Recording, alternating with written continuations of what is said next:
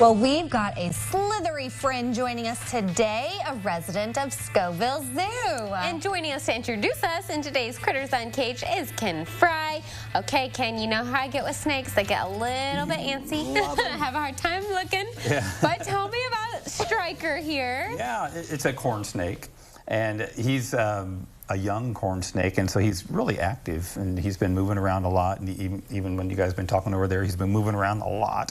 And so, but they're pretty docile snakes, and as far as like no biting kind of thing, and for people who want to get a pet, maybe not you, but want to get a pet snake someday, corn snakes are a good one to start with, just because they have such a good personality and very laid back.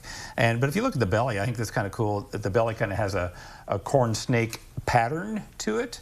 And of course, I asked that when you don't have a camera. Oh, it's coming. It's coming. On the way. Yeah. Ask and you shall receive, Ken. Yeah.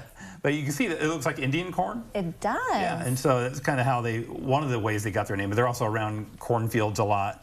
And so they're looking for mice and rats and small insects and things that they'll eat.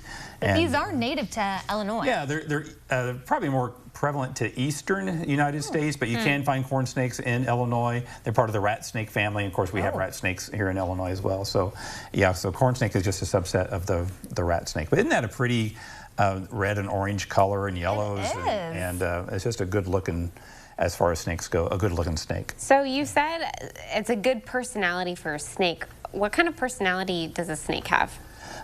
Well, they're laid back. I think.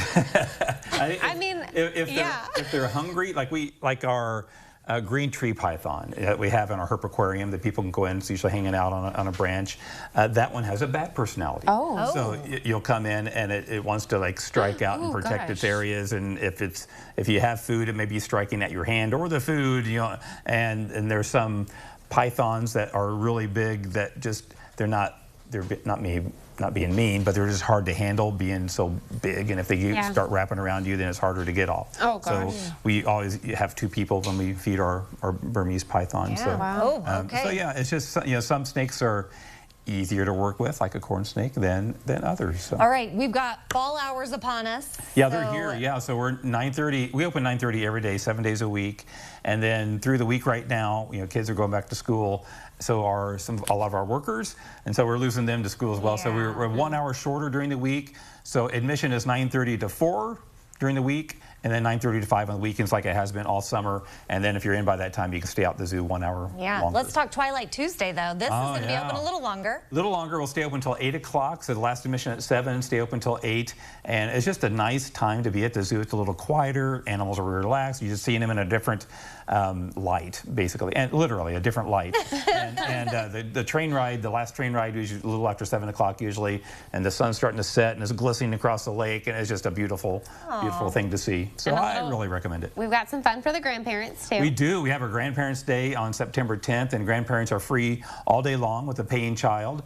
And at 1 to 4, we have our activities, which includes a cakewalk, and you just gotta love a cakewalk. Well, yeah. And people can win. We have cupcakes that they can win, and we'll have like 6 or 7 winners every hour or so for the cakewalk. But there's some other games and animal presentations and things that'll be going on between those times as well. Okay, and then a zoo-rific evening is in store. We do. We're doing a big fundraiser this year, and one of those things will be kind of expanding our alligator exhibit, and so we're looking to point funds to that direction. And we do this zoo-rific every year, and those funds go to help pay for new exhibits like the penguin exhibit and other things in the zoo.